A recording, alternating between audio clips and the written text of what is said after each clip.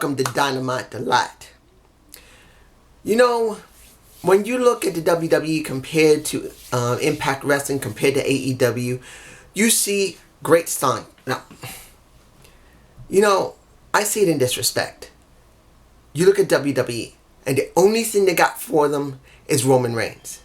Then you look at Impact Wrestling. Yes, their roster is very depleted, very small, but you got more people to care about. And then you look at AEW. And when you look at AEW, you see them jam-packed with a lot of stuff. Sometimes it feels a little too much. But in this show, the most important thing there was fighting. Because just fight, damn it, I think is the right title for this video. Because when it comes down to it, it was just a drawn-out fight for most of what was going on. Opening of the show, Ricky Starks versus Darby Allin. Now, this is something we've been wondering how it's going to play out. And I know at least one or two of my subscribers cannot stand Ricky Starks. They just hate his guts. They don't like him. They didn't like him in NWA, and I'm sure they can't even stand him in AEW. For me personally, I like Ricky Starks. He's not perfect. He can be annoying. But you can't deny that he's not a bad talent. That's just my point of view. You can disagree. You can say in the comments. I don't mind it. But for me personally, that's what I would like to really relay, that when you see a Ricky Starks, he has the ability to be a good mid-card to easily upper-carder and sometimes go in the main event. That's how I see it.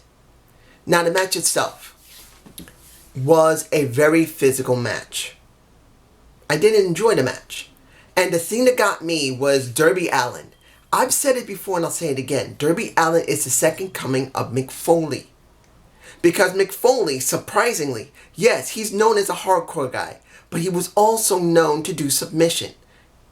That he had the ability to relay his character in ways that no one else could. Now, Darby isn't like him. He can't relay his character exactly the same as a Mick Foley or a Mankind. And I wouldn't want him to be like a Dude Love either.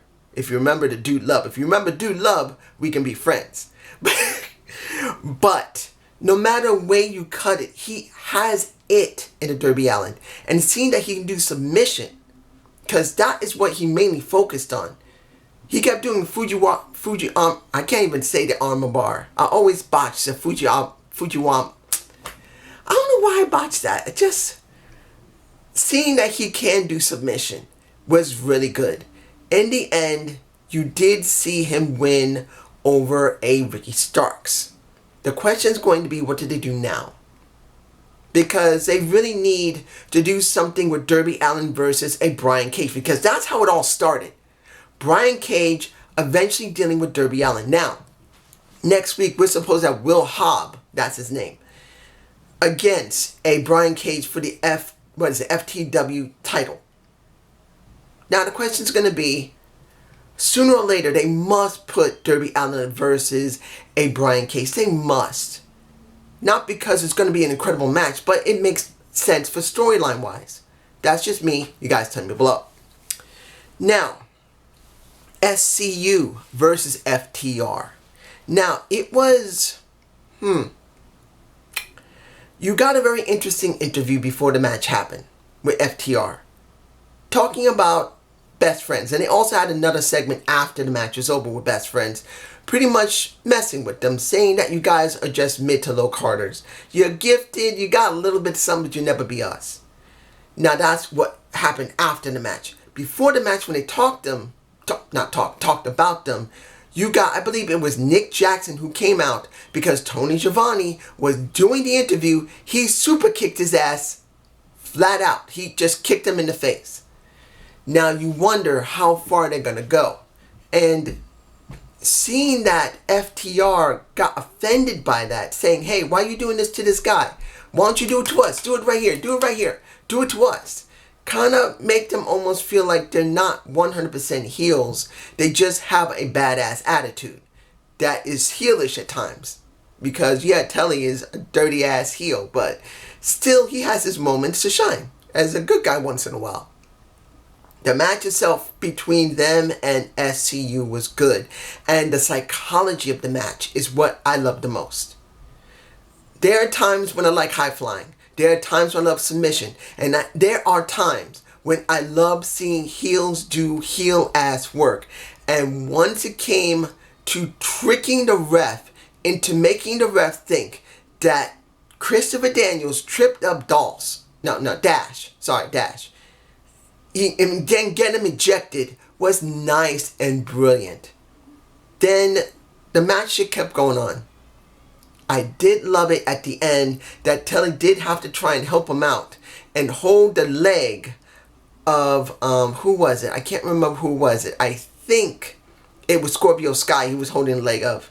That he finally got the win. That was good for the Brush of Greatness match. And I love this concept that in 20 minutes, not 60 like they do normally in AEW, in 20 minutes, if they don't win, they automatically lose the match. That I like. I really do like that concept. No matter if they get well, I'll say it like this. Compared to WWE or Impact Wrestling, this concept is better. It just is better. I don't mind the champion having such a big advantage. No matter what, if you don't win, you lose. Period. No restarts, no nothing. If you don't win, you lose. That's just me. You guys tell me below. That took longer than I expected. Okay. Now, almost forgot. Seeing that Adam Page got upset because now, I forgot which title it was. I don't think it was the TNT title. It could have been. I'm not sure. But there's supposed to be a tournament. And now Kenny Omega's in it. And Page did not like that. He just didn't want to hear that Kenny Omega's moving on because he still wants to tag with him. That's just me. Tell me below. Isaiah Cassidy, a private party versus a champion, the demigod. No, not demigod. The demigod of a Y2J. I did not know how I was going to feel about this match. I mean, I'm glad that Chris wants to put over younger talent to let them shine. But once I saw the match, now, mind you, let's put this in perspective at Daly's place. It is freaking hot there and extremely humid. And you can tell throughout the match and throughout many of the matches that it was hot and humid. It was hard for those guys and girls to work and breathe and do their business. But I gotta be honest here. Isaiah Cassidy, I like him, but he's still green. Because when you saw this match, there were several things that went on in this match I did not agree with. At one point, Chris got his mouth busted open. He just did. At another point, when Isaiah did a twisting jump outside the ring, he nailed square in the nose of a Jake Hager. You could see, I don't have to shout, but Jake Hager's nose was all busted up a little bit. It was bleeding. And that was because of Isaiah Cassidy doing his spin jump outside the ring. Now, that happens. And I'm not saying that doesn't happen a lot. Things like that happen. Things just happen. But throughout that match, it just looked like Isaiah just seemed to be a little bit too botchy for me personally. And when it comes to his partner covering for him sometimes, it's obvious. Quinn just tends to kind of compensate for Cassie's a little bit. I think they compensate for each other. But in this situation, if you had Quinn there, you wouldn't have seen it as much. And it just looked a little too sloppy for me personally. And Chris was getting tanked. The weather there must have been really hot and humid because Chris was getting really tanked. And because when you see Cassidy, you couldn't cover for him much. He did take a Judas effect to the face to end the match. But it was obvious that Isaiah really needs a little more work. He just does. That's just me. You guys can tell me below. If I'm wrong, fine. I don't mind being wrong. If you think that Isaiah is great and he's finding ways and he's going to get better, more power to you. But explain the reason why. Just tell me. Now, Miro had his moment with his partner. And they're trying to set up a bachelor party. And the guy, I can't remember his name, but the guy who set the highest score for Pac-Man in known history was there. Since these guys are actual gamers, go on Twitch, it makes sense that Sabian and and Miro get someone that is important to the gaming industry. Well, at least into the controversy of supposing him cheating. And I believe that either on my shoulder or on my face, I haven't decided yet. But he was accused of cheating. And as far as I know, he's been mostly cleared. But then I don't think he's been completely cleared, because I think the Guinness Book of World Records still doesn't 100%. I could be wrong that they might have given him back his credibility, but I don't know if they have. But having him there makes some sense. Orange Cassidy versus 10 from Dark Order. Now this match was, I don't know. After what happened with Cody and with Brody Lee, I will talk about that next. It's like the Dark Order was misbehaving because Silva was out there along with all the other people, including I'm wondering where they're going to go with Colt Cabana. You guys tell me what you think is going to happen with Colt. Will he break away from the Dark Order eventually? Or will he become more dark? I just don't see him becoming dark. I think he's just going to be comedic. And he's going to get his butt kicked a lot until he finally gets tired of it. But right now, they're not really doing anything with him, which is kind of strange. But pretty much, the Dark Order was acting out. Take Orange Cassidy's glasses, messing with him. Messing with the best friends. There was no discipline. And I'm not saying that was bad, but I don't think it was great either. But when you see Orange Cassidy go up against 10, he did get his butt kicked for a while. He did. And he did fight his way back. And he did a nice, what was it called? An ocean side or something? I've never seen a move named that way, so I don't know what they're going to call it. But Orange Cassidy's move to basically squash the guy wasn't bad. Surprised he can lift the guy. That shows he's a strong-ass guy. But I wonder how more... I wonder how far are they going to push Orange Cassidy? Is he going for the TNT title eventually? He's not going for the world title. He has to go for the TNT title eventually. I would love to see him go against Pac. Or Pac, as many people. I don't know when Pac's coming back because they're still locked down in England. Flights are very limited, so I hope he will be coming back soon. I really do hope he does come back and he's not out of AEW. He asked to get out of his contract because he can't leave. I hope he can't come back. That's just me. You tell me below. We got the Cody segment. Now, I'm going to say this.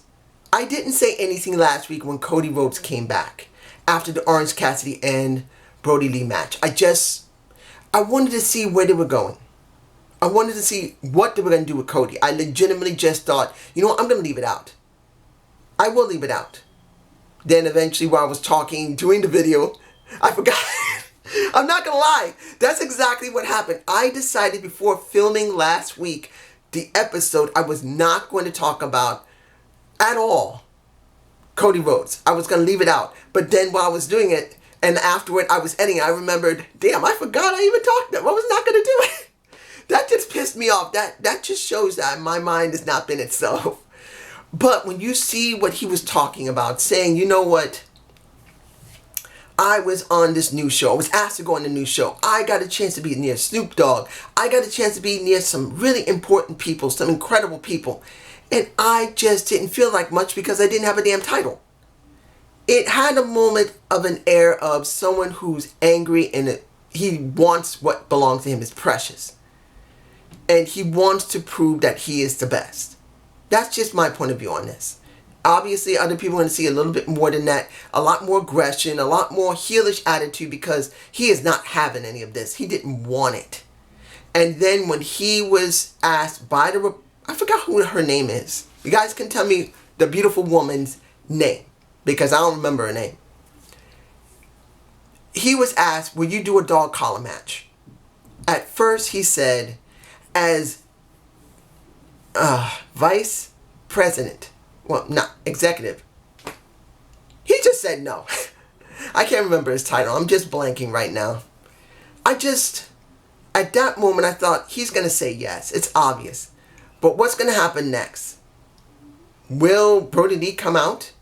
Will he just walk away, and then next week will he admit that he wants that shot? Well, I got my answer. A hell of a brawl.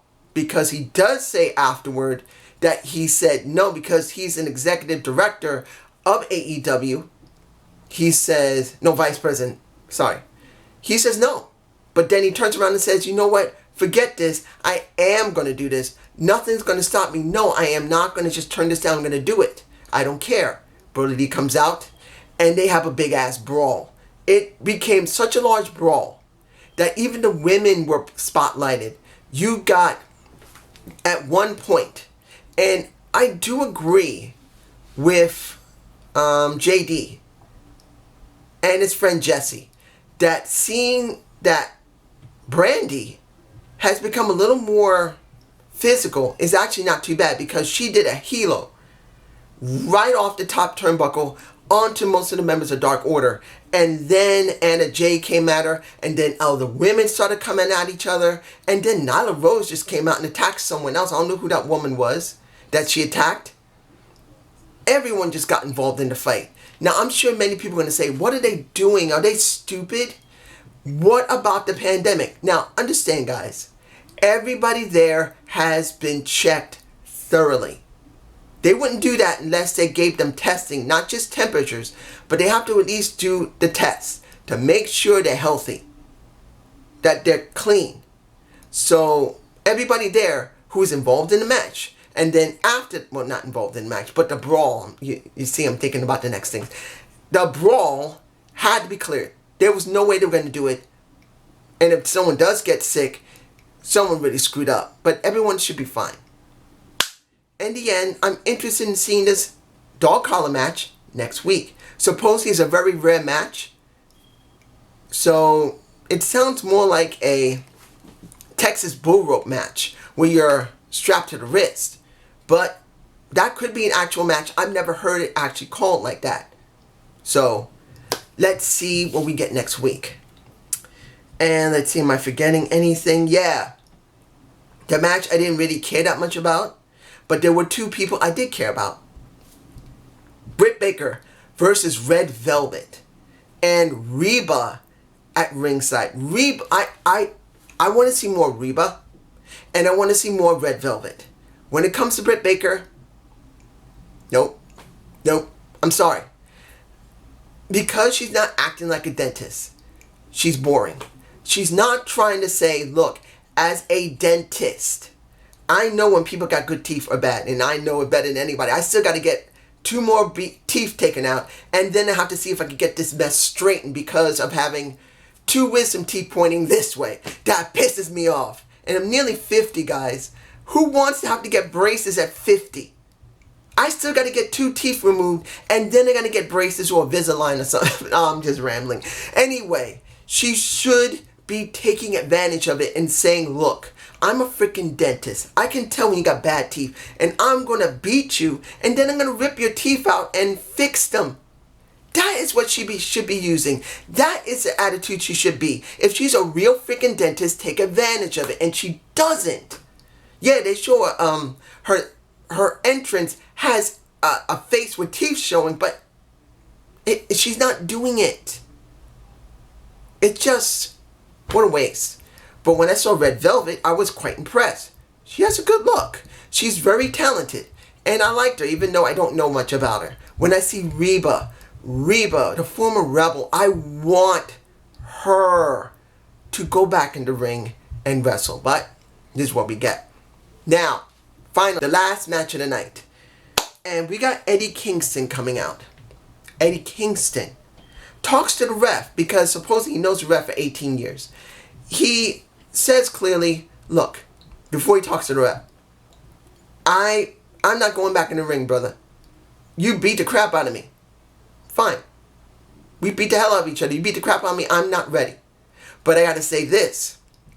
You got me. But I didn't tap. And then he turns to the ref. And then he gets angry because he said, you know me. Why the hell did you end the match? You know I wouldn't have given in. And then the ref said, look, me and you are friends. When we're not in here, we're not in this ring, You call me, you text me, we're friends, you know I care. But when in this ring, at this time I gotta do my job. And my job is to make sure you don't hurt yourself. I gotta protect you from yourself. And the minute he heard that, he just wanted to bust his face in. And he had Pentagon Jr. and Phoenix in the ring with him. They're about to do it. Moxley comes down with a bat. And Moxley jumps in the ring to keep them more likely, to hurt the ref. But then, and this is the thing where I kind of wish the match did not happen because of how it went. Because you got the Butcher coming out. Because Kingston said, I'm not doing this, brother, but I got one person for you, got the Butcher for you. And then they had the match, which was so bad. I'm sorry, guys. As I said earlier, Daly's place probably was extremely hot and humid because they are in an area that is hot and humid. You see me botching because this was not a good match at all. There was points that the Butcher couldn't even do his movements. He was so badly tanked. After maybe 5 or 6 minutes, he was done. He was tanked. Now, I don't know if he was sick. I'm sure he wasn't. I don't know if it was the humidity that got him or the heat. Probably it was. Or maybe he was drinking in the back. Maybe, but I don't think so. But he was done. And then after like another 2 or 3 minutes after that, you can see Moxley getting tanked. He just looked more tired. And he was trying to compensate for it by making himself look weak because of his left knee. But the Butcher really messed up that match. He was just done. Yes, we didn't expect Moxley to lose. He won, of course. But that match was so bad. I don't know about anybody else. Maybe you did like the match, and more power to you. To me, that match was dead. Dead on arrival. And even though the crowds were mainly good, and you could hear the crowds just indifferent at the end of the show. But still, that was not good. Not good at all. That was a terrible match. Now, was the entire show good? No. The last match was not good. Then seeing Isaiah Cassidy, he still feels too green. He's not bad as a tag team specialist. As a singles competitor, he looked green. And then he busted open Jake Hager's face a little bit. And almost forgot, the ass kissing of MJF to Chris to try and get him to want him in Dark Order, in Inner Circle was hilarious. That was the highest spot. And you got them. I gotta say this, it was funny. Seeing that MJF bring in jackets for everybody, but forgot Sammy Guevara's one. And then he's trying to convince Y2J to want him. Not for MJF to say, I want to join. He wanted Y2J, the demigod, to say, I need you in Dark Order in a circle, because I don't know, I'm just being botchy right now. Essentially speaking, he wanted Chris to want him. And he did not want to say, I want to be with you. But after it was over, Chris said, you know what? He may have potential. He didn't say it, but that's the way it went. A good show with 2 matches I didn't really like that well because the guys just got badly tanked or one was inexperienced. But that's just me. Have a good day. Have a good night. Peace!